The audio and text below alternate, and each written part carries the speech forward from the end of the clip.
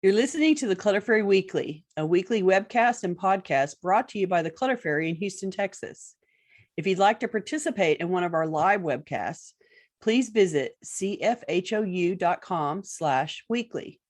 You'll find a calendar of upcoming webcasts, as well as instructions for joining the Zoom meeting via the app or by phone. We'd love to see you. That URL again is cfhou.com/weekly. Now here's the weekly episode. Enjoy. Hi, Clutter Fairy fans. This is the Clutter Fairy Weekly for December 2nd, 2025. I'm your co-host, Ed Gumnick, and I'm speaking with Gayle Goddard, certified professional organizer and owner of the Clutter Fairy in Houston, Texas. Hi, everybody. Clutter Fairy Weekly is the webcast and podcast that digs deep into the clutter that piles up between you and the life you want to be living. We explore the habits and behaviors that lead to clutter, and we suggest strategies to slow the accumulation, reduce the collection, and comfortably manage the stuff we decide to keep. If you're new to our Zoom meeting, we want to let you know that you can share your comments and questions via the chat, and I'll try to make sure Gayle addresses them before we move on to another topic. You can also use the raise hand feature if you'd like to ask a question or make a comment yourself via audio or video. And we're streaming the webcast live on Facebook, so you can share questions and comments there, and I'll relay them to Gayle. We're going to start by talking about last week's weekly tittle, which was called, Can I Get a Hand? The assignment was to ask for a modest amount of help in your decluttering and organizing efforts. Let's hear from our participants in Zoom and on Facebook. Who negotiated for some cooperation this week? Please let us know in the comments. YouTube viewer Roz offered more suggestions for how to ask for help in a comment on last week's video. Roz writes, another great video. In a way, it tells us how to be a good support person for ourselves. To help get volunteers, pick a job that is 1 or 2 hours max, for example, linen closet, plus have yummy snacks and cheerful conversation. Also, consider hiring someone to just help you sort. Then, on your own, contemplate the piles and make keep-discard decisions, bagging or boxing the discards.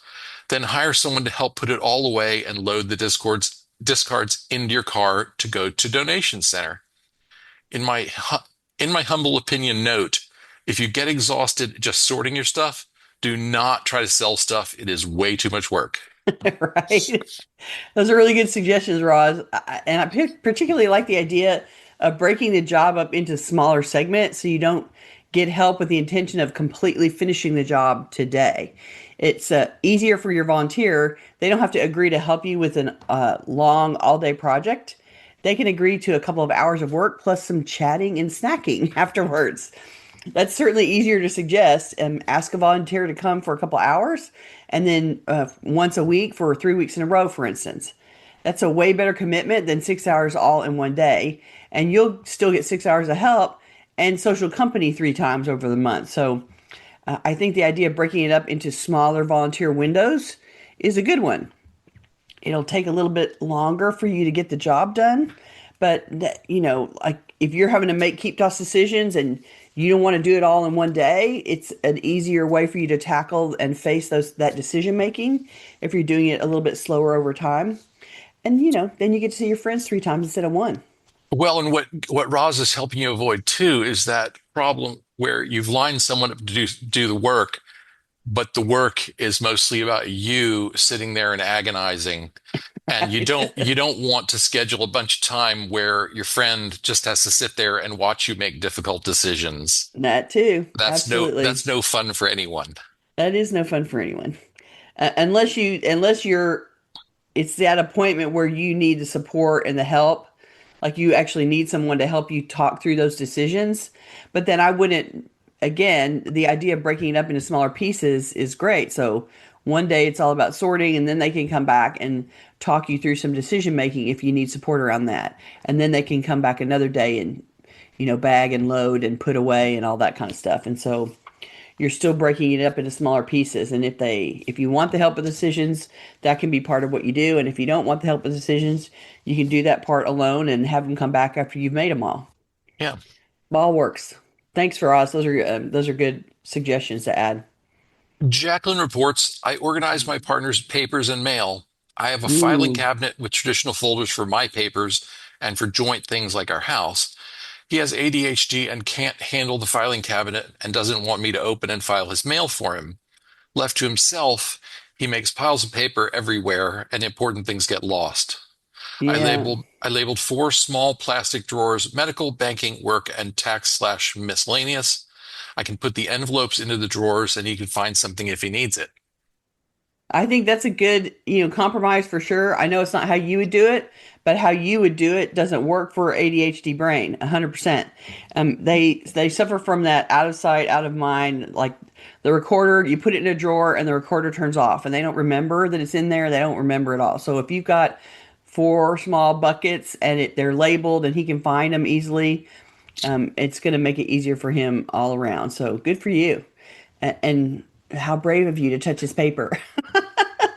That's awesome. The Mags writes, I asked my husband to help me this weekend. He's Mr. Just Throw It Away. Oh yeah, that's always so much fun. So I brought the items in question to the dining table and we went through it together. Calmly. Worked great. Oh, good. So I think it was important that you took them out of the space where they were and brought the decisions alone to the dining table. And that meant that you guys could talk about it and he wasn't looking at all the rest of the stuff to be overwhelming and sort of triggering his desire to throw it out instead of face it. So you came up with a good compromise strategy. Excellent. Good job. I'm glad he was helpful. May says, I got rid of all food storage containers with words on them. It left me with plenty of good storage containers. There you go. I'm With assuming words by on them. with words on them, she means like, margarine, Land Yeah, O'Lakes labeled. Yeah, margarine, yeah, yeah, yeah. shed spread. Shed spread is what we used to have a million of those. So actually, Anne at Thanksgiving talked about that Uh-huh. at our Thanksgiving gathering this year. She was talking about, yeah, Mom used Country Crock containers, and there was Country Crock in the fridge, and we would go in and like, nope, nope, that's not it. We would just be opening over and over Right. again Country Crock, trying Cool to Whip. find the Cool Whip. yeah, Cool Whip containers were another great yeah, yeah. They were leftover storage wide and mechanism. exactly. Yeah, it was funny. We had a laugh about that. Everybody laughed. It was a Okay, table full of people that remembered Country Crock. So it was, yes. I think we should get on with their main topic. okay. Um, as the holiday season shifts into high gear, marketers use every trick they know to get us to buy, buy, buy. But we can resist the noise and pressure to overspend and add to clutter if we practice thoughtful, conscientious shopping habits. Today, we're going to examine the perils of shopping in this holiday season and suggest strategies to help us stick to our lists and our budgets. I'm going to start my talk today by admitting my own prejudices on this topic of shopping. I'm a senior by most metrics. I'm in my 60s and I've been buying things for myself with my own money for 4 decades. I am not the size I was in my 30s by a long shot. I used to spend money on clothes for the sole purpose of looking cute in them. And as a younger woman, I spent some time acquiring things: clothes, household items, furniture, artwork. As a middle aged woman, I overspent money that I didn't have to spend on my hobby by using credit cards. At one point in my life, I was so depressed that shopping was the only thing I could do that felt even remotely good. And during that time, I had terrible judgment about what I needed, in air quotes, needed to buy. My parents divorced when I was a teenager, and we didn't have a lot of money while I was living at home.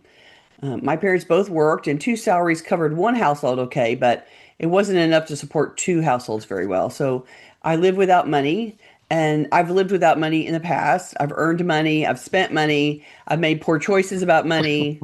I've tried to cure depression by spending, and I think I've had most experiences about money at one time or another. Now, at my age, I've arrived at a place where I can safely live on what I make, and money only stresses me out occasionally, like when the AC dies and it has to be replaced. Mostly, I'm just fine and have what I need without too much worry. I'd say that I have lived without before, then lived with a lot of stuff, then lived with a lot less stuff, and my current spending habits reflect the wisdom gained from my age and life experiences. I'm hoping that you'll hear my talking points about shopping with the knowledge that I gain the wisdom on this topic by my own life experience and learning to do things differently. That even though I'm not there anymore, I've lived with scarcity of money and shopping as an emotional crutch and using credit cards unwisely. So I speak from the place of I've tried this and this is how it failed me. And I've tried that and learned it only made things worse. And I've tried that and now it looks like wasted money in hindsight. I'm hoping that you can hear it that way and maybe trust my thoughts on this topic a little, even if it seems radical to you or overly harsh or frankly impossible to change your point of view. I've been where you are in some small way, and maybe you can short circuit your patterns with shopping to improve your life sooner rather than later. For today's take on this topic, let's cover the shopping Olympics that is the holiday season, which is why we brought this topic up to begin with. Most people manage to participate in some kind of fall or winter based celebration, no matter what part of the world they're in. Most cultures and religions have a reason to exchange gifts in the winter. Whatever your traditions are, you're shopping right now, right? So, retailers are kicking into serious marketing and vying for your spending dollars. They pull out all the tricks. They create an atmosphere in the store that's so inviting. It always smells good. It always looks really beautiful. You want your house to be like their store. And so you take home what they're selling, they're trying to sell you, and you're trying to transfer that store feeling into your own space. They plaster everything with pictures of happy family and partners in love, trying to sell you those feelings with their goods. The pretty diamond necklace, it's a statement of love, and your partner will love you more for getting that gift. The kids will be so content with whatever toy that they're selling. The fact that these items are out of your budget, oh, don't pay attention to that. Just focus on the feelings we're selling. They know what they're doing. They're trying to tap into our most basic desires for a happy family and partnership, and they push that narrative hard.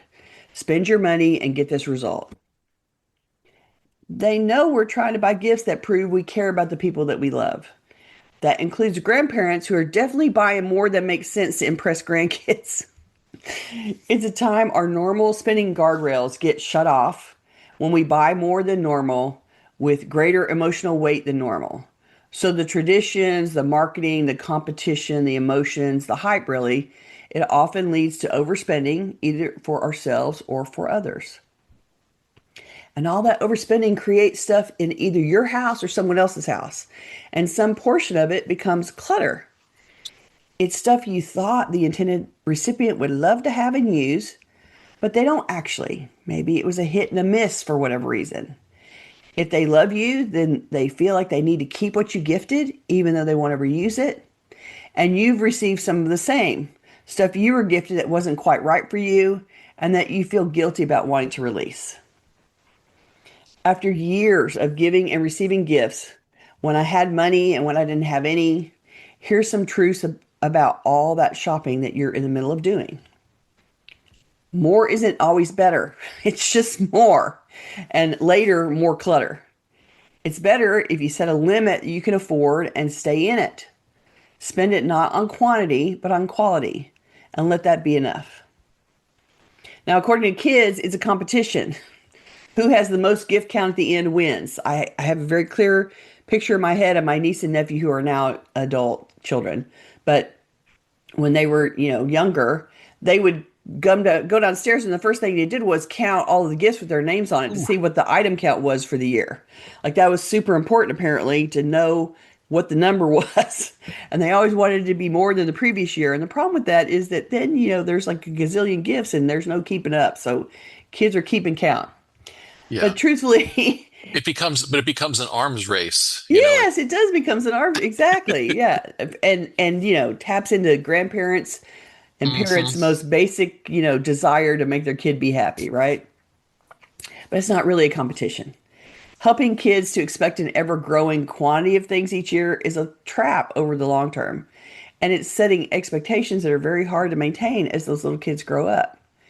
Grandparents, think of the clutter you're making in your kid's home right now and try to dial it back this year. I have observed at least one grandparent who shall be nameless, not one of my grandparents, a grandparent of one of my nieces and of some of my nieces and nephews, Yeah. um, who was clearly trying, like running a competition of her own to be the grandparent who The better grandparent. gave the most gifts. Uh-huh. Yeah, I think that that's, like there's two sets of grandparents in every household, right? And I think there is an element of competition around that. Yeah. Yeah, don't they, and the kids take full advantage. Let me just tell you, they know what they're doing. They're taking full advantage of that. It seems like the more money that is spent on a gift, the better the gift. But in truth, that just means it costs more. It doesn't guarantee that the gift will be more loved. The better gift is one tailored to the person's interests and preferences, and that can be accomplished at any price point, really. You can still be thoughtful even if you don't have a lot of money. There's a hard deadline for most of this holiday shopping. The day to exchange gifts happens on the one day or a few days in a row. That creates a pressure to get a lot done in a short period of time. But if you can't get it done by that specific day, adults will still be happy to get a gift another day. That actual day is more important for the kids. So just be aware of the time pressure that's building and try not to let that pressure affect your shopping plan or your budget. I'm saying don't panic about the time frame and spend more money because of that extra pressure about the time. It's kind of like, the wedding is happening on this specific day, whether you're ready for it or not. Like Christmas is coming no matter what. Hanukkah's coming no matter what. Like the day doesn't move, right? It doesn't move when you're not ready for it. Let me give you a breather by sharing a couple of comments. Okay. Jane in California says, advertisers spend a fortune trying to lure us into buying. We need to Mm, have our defense shield up to resist. 100%. We need that heat shield to resist the pressure of all that lava pouring at us, right? Bella says, when gifting to kids, need to keep in mind whether or not the kid can manage the care of the item. That's Otherwise, important. otherwise it's an added job for parents. Gift experiences and traditions instead. Quality time is the most precious gift. We don't need plastics. Right. And you know what? I think little kids, in theory, they want a whole bunch more toys, but in actuality, they get overwhelmed by the volume. Right. And so they may have the 50 gifts, but they can't interact with 50 gifts. And I think it creates a level of overwhelm. Their brains are still little and they're not fully developed. They're not working with all of the ability to filter that you are. And so piling a bunch of gifts at them all at once, while it creates an insane, crazy experience for them, in the end, they're left with a bunch of stuff all around them, and they don't know what to go to first, right? It creates decision fatigue for them Yeah. to be looking at all the stuff, and Well, so we've talked before in our show about the paradox of choice, the fact mm, that having too many choices can be as paralyzing. paralyzing as not having enough choices or not Hmm. having any choices. Hmm. Um, a couple of the good comments. Connie says, when I was in college, friends of ours celebrated Christmas 2 days later. Their Oh. little ones had no idea they saved a lot of money. Hey, that's smart. So That's they a went shopping fantastic afterwards and idea, then had Christmas right? later. Yeah. Hey, that's managing your budget, man. I You get could it. even you could even just, set up your own alternate calendar for Right? and the kids can open the first day of the Advent calendar on, like December 5th or something. Yeah, yeah, Work your yeah. way through so that everything you have to buy for Christmas is on sale. Well, and the truth is, little kids, they're not in school, so they're not really hearing from their friends to, blow the theory, right? Like their ability to know what's happened is slightly curtailed by not hanging out with their friends over the holidays. So, yeah, Ellen says, I can't compete financially, and my grandkids all have so much that they really don't appreciate or take care of what they have. right? Like they're totally overwhelmed with the volume. Several years ago, I asked my family if we could please discontinue the gift giving obligation. This doesn't mean we can never do a gift, but it isn't expected. Good Oh, for that's you. That's helpful. fantastic. Yeah, good for you. And the truth is, if the parents have any amount of means, they're going to go out of their way to gift the kids. And if there's four grandparents, then all the grandparents are going to be buying them stuff and making a conscious choice to dial that down or to say, "Hey, we don't really have to do this race. Let's let it go." I think that's a smart thing to do. Okay, one more on the topic of giving to kids before we move on. Okay. Amanda says, also when gifting to kids, think about whether the kid can enjoy the gift themselves or if it's going to turn into another thing on the parent's to-do list. If it's too complicated to figure out, think a craft kit for a 4-year-old or a science kit with a lot of parts, or not something the parent would want to get involved with and you don't want it to rot on a shelf, maybe offer to figure it out with the kids yourself. Meaning the gift giver. Yeah. Part of the gift is, and I'll come over and play with you, or I'll come over and help you The do the grandparent craft or will whatever. Yeah, will yeah. read all those teeny tiny Yeah, instructions. yeah, yeah, exactly. Yeah, that can be part of the gift, 100%. Let's put the puzzle together and I'll come and help you play with the puzzle. Yeah. Okay, so another thing to think about is asking for ideas from the person that you're giving a gift, and think of that as a shopping strategy that is totally worth it. Ask for ideas from that person. There's no harm in some hints about what the person likes, or you can research on social media about their preferences if you want to keep it a secret. Social media is a great way for you to see what they find important, what they value, what they prefer, What and they get excited about. yeah, what they get excited, what they're into, what they're following, what music they like. I mean, there's plenty of hints about what's important to them in their social media feeds. And so if you don't want to ask them directly, you can certainly go and dig into their social media and try to get some ideas. Whatever steers you in the right direction and helps prevent giving something that will later feel like clutter to the person that got it. At this stage in my life, I don't need people giving me a lot of random stuff. I'm just as happy to spend time with someone, sharing a meal or an experience together.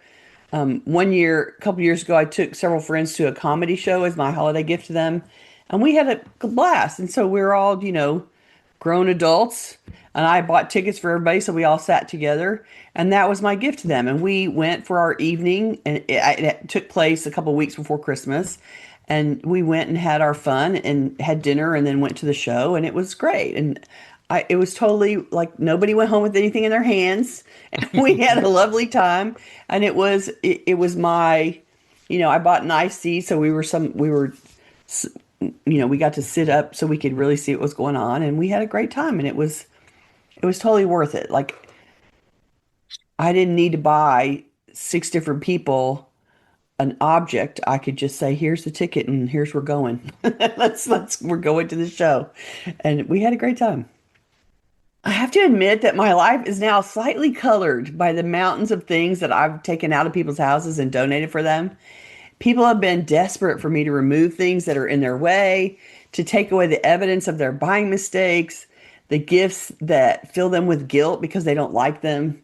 I have moved tens of thousands of dollars worth of stuff that my clients no longer wanted in their space. And it means now I'm very careful about adding things into my own home.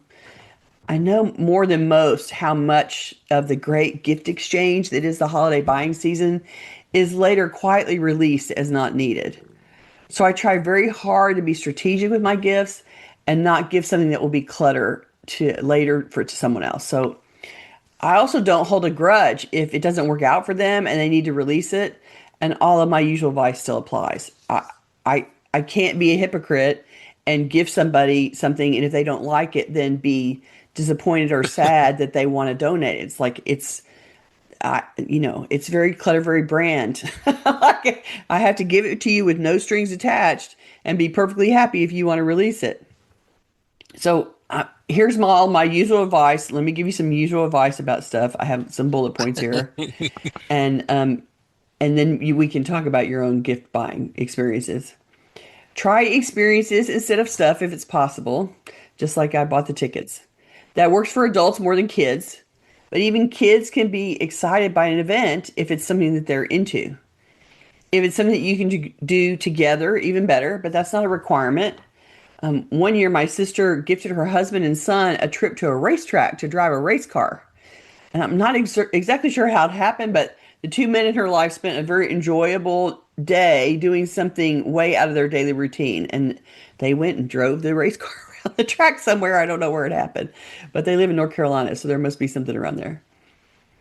Consider any perishables that suit your gift recipient.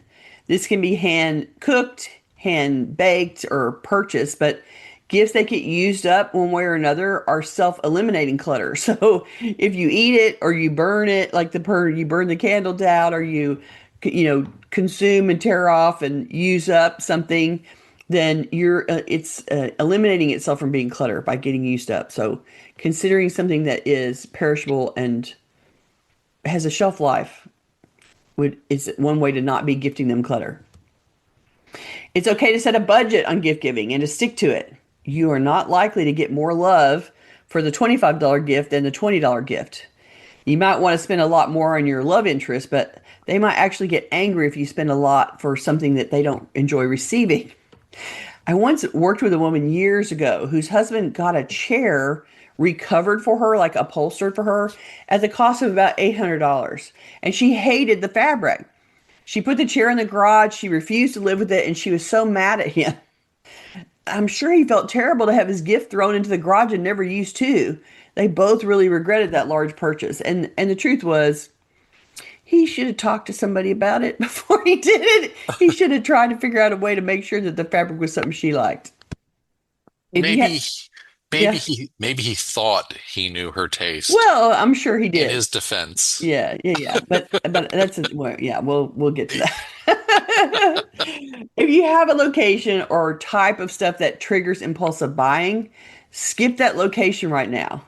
There's enough pressure pushing you to overspend without going into places that already trigger your impulsive buying. So for me, that would be I need to avoid bead stores during this holiday season because it's not a good time for me to be, going, oh, I'm sure I need to buy all those bead pieces on sale right now. I need to ignore that, la la la, and not go there.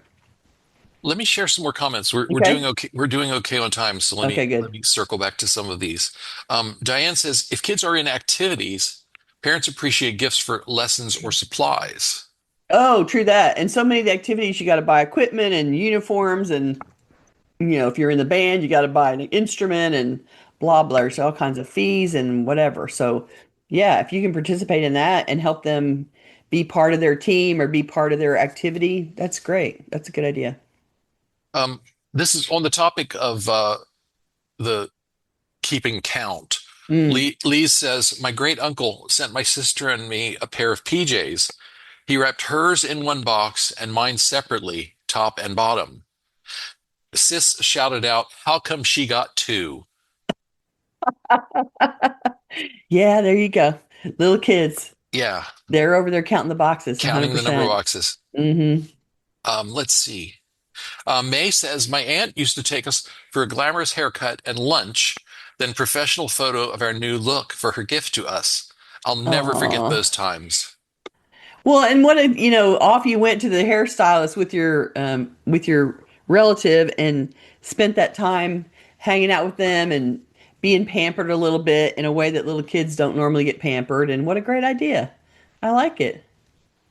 Naomi says, we have some friends who even held birthday parties at more or less random days when they had the time. Kids never felt deprived. Oh, that's cool. That works. Yeah, I think, you could just declare it someone's birthday on the day that the thing that they've been wanting finally goes on sale. Right? Or the event that they want to go do, is it going to happen? Or yeah, all that. Well, I pretty much complain anytime my birthday doesn't fall on a Friday or Saturday.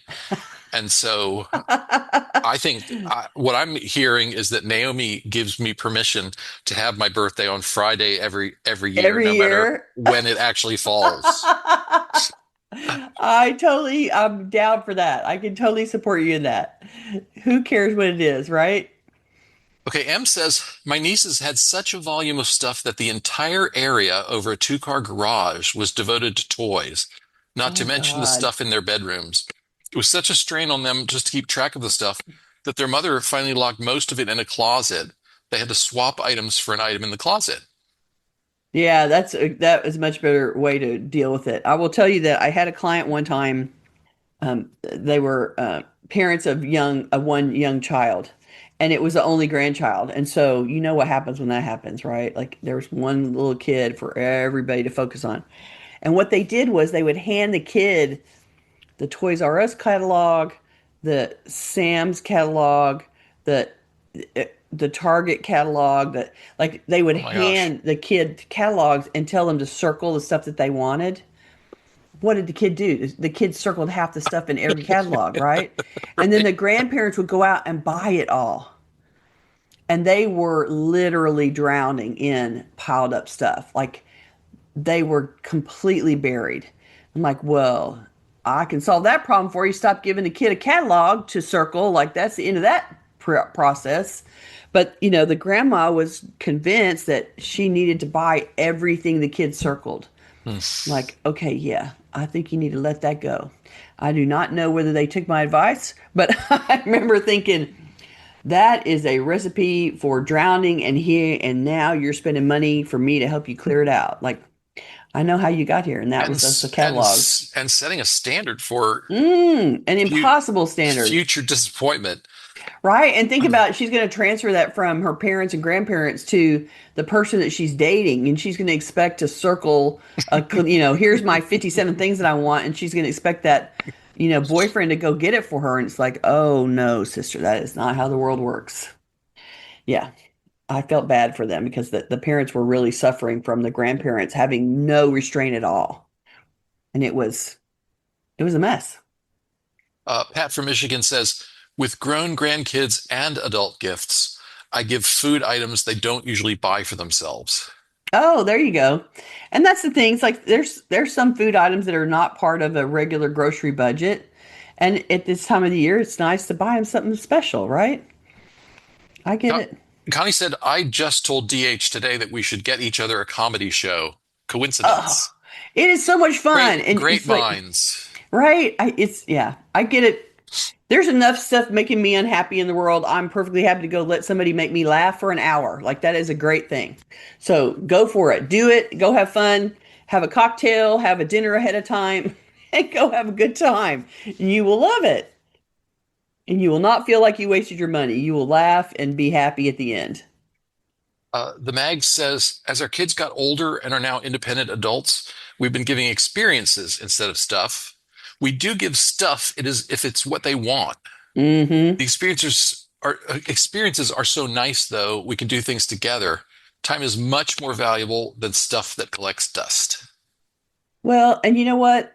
They may remember some of the stuff, but it's much more likely that their memory is going to be around how you spent the time with them, right? And so they're going to have things in their house that remind them of you, but that's not going to be the bulk of what their memories are about you. It's going to be about spending time with you. So great. That's a good precedent to set for them. I'm glad they're going along with it and having a good time. And Ellen in West Michigan says, my daughter is giving, she put giving in quotation marks, is giving me a trip to I'm going to try and pronounce this. I think it's Coaltus. Um, my Irish is rusty. Oh, My daughter is giving me a trip to Coaltus Irish Music and Culture Festival, which will be held in Chicago next April. I am thrilled, and it will not cause any clutter.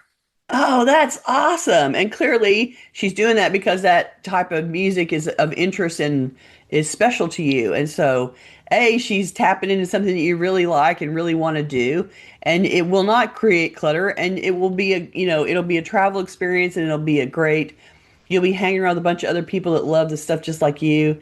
And, being a part of that community for a few days will be awesome. What a great idea. I love that. As adults, we can really appreciate, like, let's go and do something and enjoy an experience. And it's way, you as grown-ups, you can totally get why that's more fun. Right? Go do something you want to do.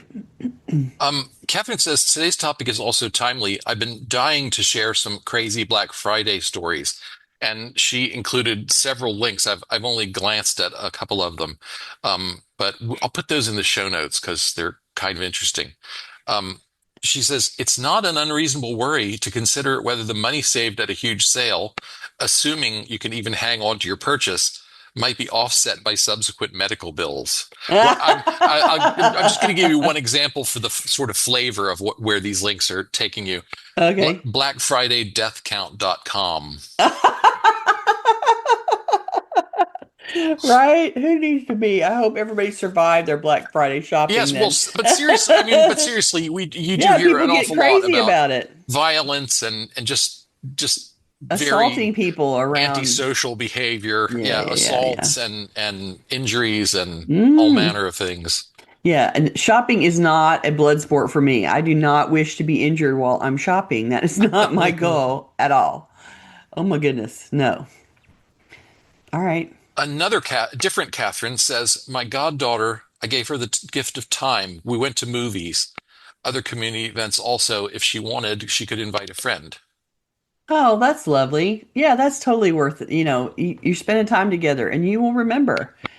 I the summer before my mother passed away, we went on a trip together for a week, and we went to Seattle to see a friend of mine, and she wanted to go to Whidbey Island again, and my friend lived on Whidbey Island, so off we went, and we did shop while we were on the trip. We bought some.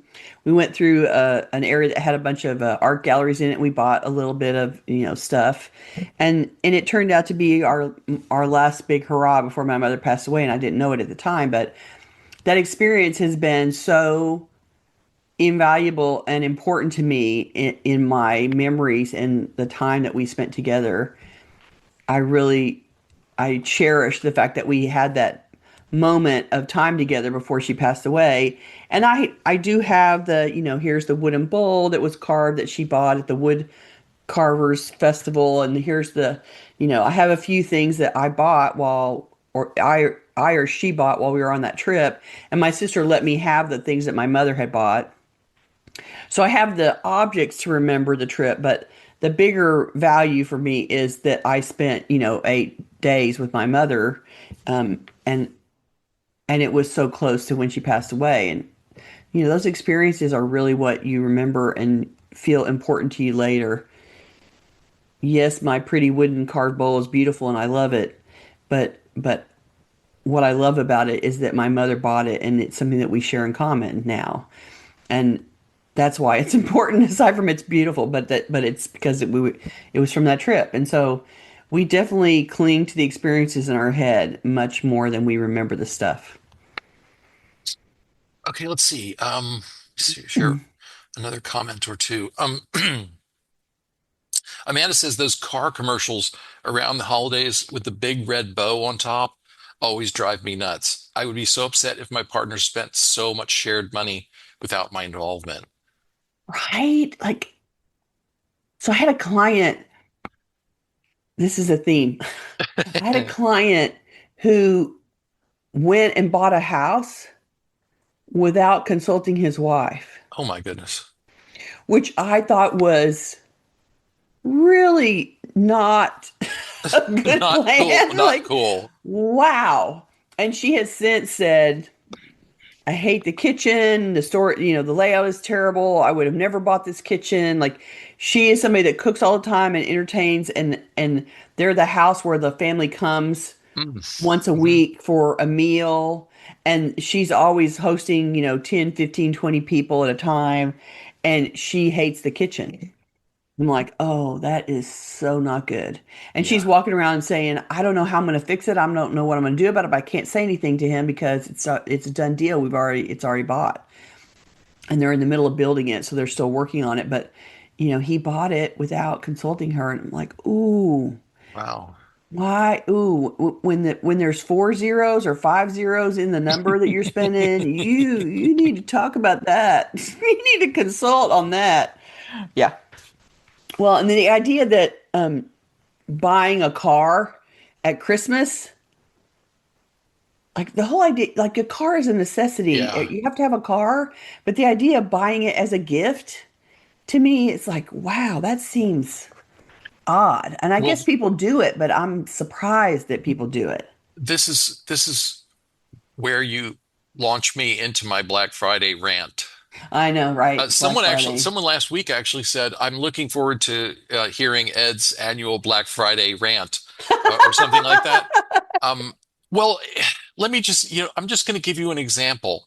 Go team, go. So I got an email last week from some little software development company from whom I had bought and downloaded one plugin for a website that I was working on For work, for your work. sometime in the last year.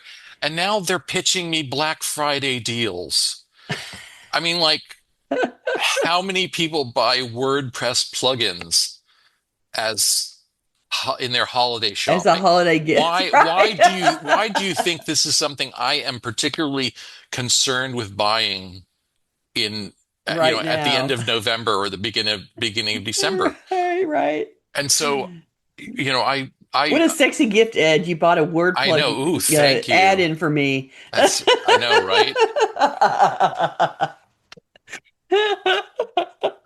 That's so funny. I'm sure you will really enjoy this software plugin while you are sitting in front of the crackling fire, Sipping eating, hot chocolate. sipping hot chocolate and eating candy canes. You'll really enjoy this software I bought you. Oh my God, that makes me laugh. Um, Oh man. let's see. Connie says quality chocolate. Yes, high quality chocolate is never a bad Yeah, gift. yeah. Never an unwanted gift. Ellen says 17 years ago, I took my granddaughter to her first live play. Oh, Honk. I'm not familiar with that. Um, the same group is doing it again this year, and we're hoping to be able to go again, weather willing. that's cool. And how great to like go off and for a young kid going off to sit through an event like that, I think is an unusual experience. It feels kind of grown up to be taken off to, go see a play or to go to a concert or something. That feels like a grown up thing to do, I think. Well, how much fun to do it with them. That's a great idea. Um, Connie asked, anyone know when this Black Friday thing named as such started?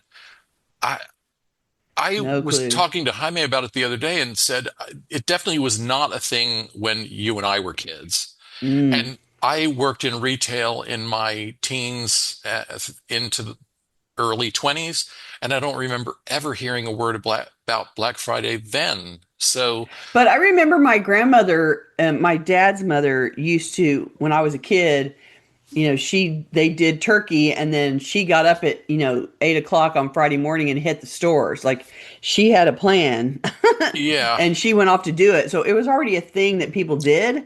I don't know if right, they put right, the right, name on it or not, right.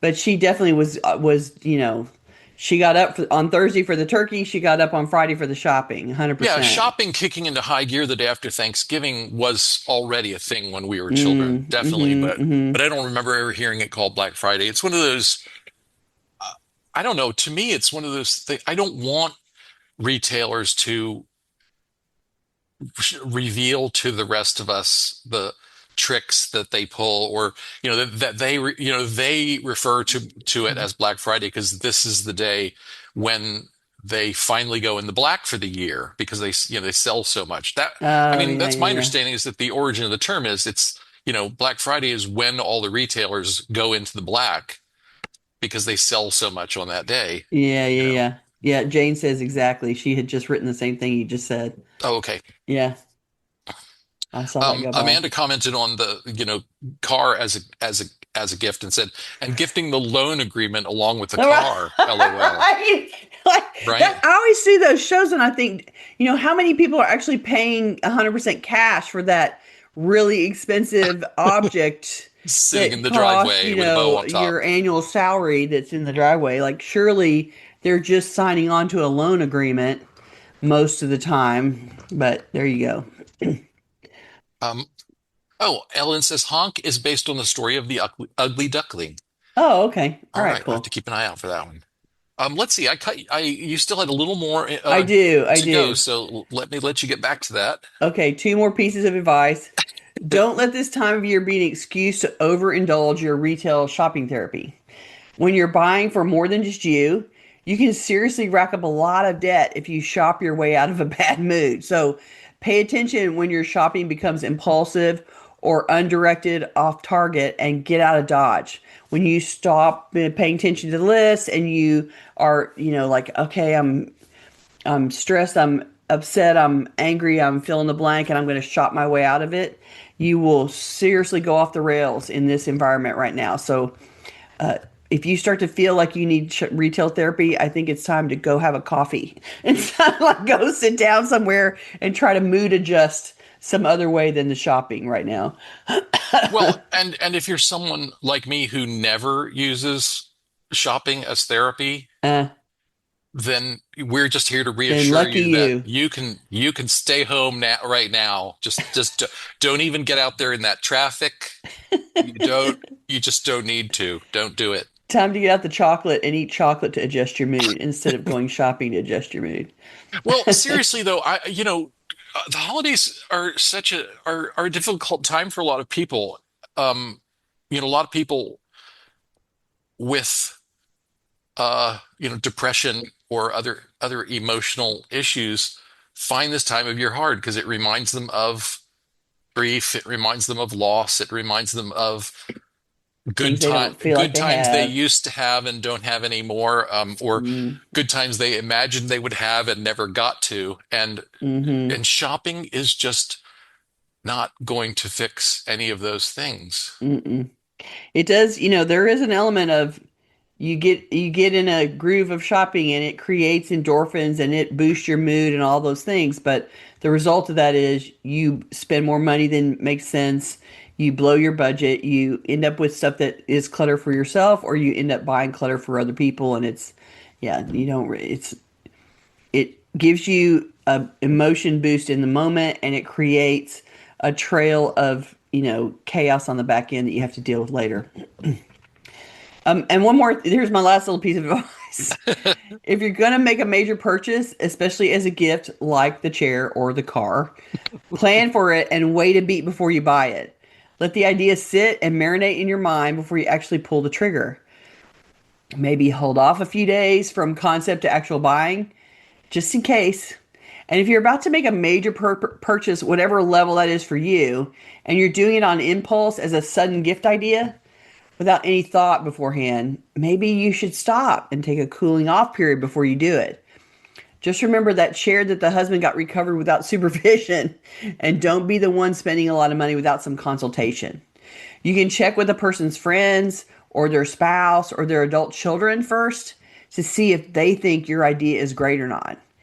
If it's a large amount of money for you, it's better to do more research about its acceptability before you buy. Take the feedback you get seriously, even if it shoots down your great idea. Ask how to modify it to improve the idea. Like I said, if it costs a lot, it deserves good market research before you buy it.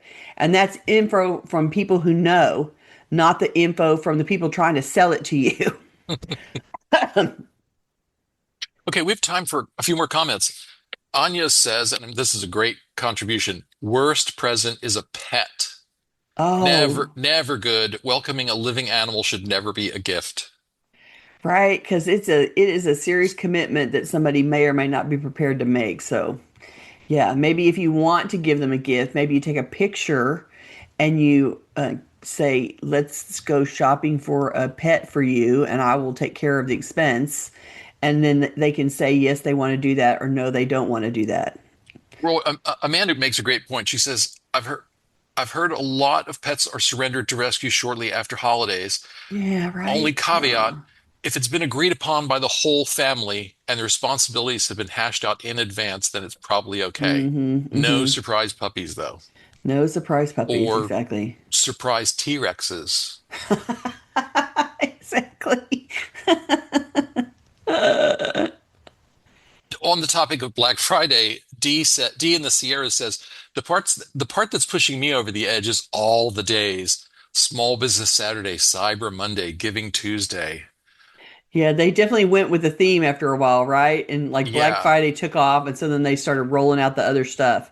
Like, okay, fine. But really, it's just that, they're refining their marketing for the season, and then you just get exponentially greater number of emails in your inbox, right? Like I feel Yeah. like from the week before Thanksgiving until January 2nd, I'm like deleting 50% more emails than normal because it's all buy me emails, and it's annoying, annoying.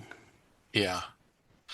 And the this, we need you at this time even more than we usually do. Messages from nonprofits are not a whole lot better. Yeah, When yeah, you've got a million things on your mind, and I know that they are hoping to just carve off a little bit of that generosity that's flying around everywhere. yeah, yeah, But yeah. And I totally oof, see like if you're not feeling like you want to spend a bunch of money on gifts, like if you've reached an age where burning a whole bunch of cash for a big number of people isn't fun for you anymore, it's not your goal, or your gift list is reduced or whatever, or you've gotten older and you make more money and you have more disposable income, that you might want to, in the season of charity and love, you might want to filter off some of your money to support a charity. And so they're trying to get in line for that. I totally get it. And, people give money for tax purposes at the end of the year. And so I see why they're going there. But it's just, it's just part of the noise now. yeah. I just want to be communicated with by people as if I'm a human being, not a source of money for them. And Right, the right, trouble right. with, an inbox that's just brimming over with promotions and pitches and all that, not good. We're old and cranky now, right, Ed? Right. Like, Linda part says, of it is we're not their target market really anymore. my guess, Linda says, my guess is 80s with Cabbage Patch. But yes, black versus red for bottom line. 90s, it was a big deal to get ads early. And that triggered a memory for me, which was Mm. my sister trying to get her hands on the sales circular from somewhere.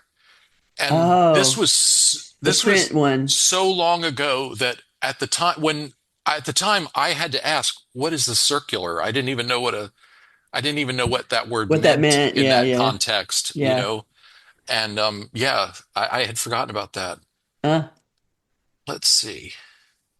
May says Wikipedia has Black Friday as commencing in the 1950s for the day after Thanksgiving when folks called off sick to go Christmas shopping and the traffic congestion it caused. Interesting read. Okay.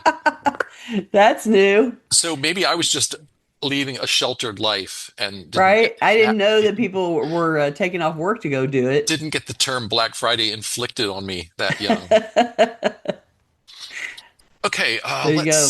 let's see. We need to talk about next week. Okay. We will be back next week, December 9th at the usual time, and we're going to talk about decor. A lot of us accumulate art and other decor for our homes as if we're curating a museum, never letting go of Mhm. any precious object that ever caught our fancy for a moment. But decorative stuff that's out of sync with our taste and style easily turns to clutter. I don't have a title for that yet, but watch your email for an announcement. That's next week, December 9th. I'm also going to give you our calendar for the rest of the year. December 16th, we're going to do an Ask Us Anything show to mop up as many of those questions that we get back from people in our surveys as we can, answering our viewers and listeners. December 23rd, we will have no live show. And December 30th, we will have no live show because Gail will be off to North I will be Carolina. in North Carolina hanging out with my family, so it's time for my holiday break. But while we are not having live shows for a couple of weeks, what you can do instead is read the book for our next book club Oh, right. meeting. That the next meeting of the Clutter Fairy Book Club will be February 24th of next year. And the book is New Order, a decluttering handbook for creative folks and everyone else by Faye Wolf, WOLF. You can look for that in your library or bookstore. And Um, I'm looking forward to reading something about creative people. So, yeah, I oh, think May that'll. says she's been reading it. Oh, Cool. I'm wonderful. glad. I bought it and have only just kind of glanced over the table of contents. That's as far as I've made it so far. Gail, do you have a final thought on I the do. shopping Let me topic? give those my final thoughts about shopping in this season. I want you to enjoy the season, and that includes the shopping. But as you shop, please keep in mind at all times, what is it all for? Remind yourself what the holiday is really about for you. Good food, family time, reminding people that you love them. It isn't how much you spend or how many things you buy for your loved ones. You can enjoy the season and express your love for them while keeping a budget and managing your spending. You can experience the atmosphere at the stores while still being a careful and intentional shopper and not adding to people's clutter if at all possible.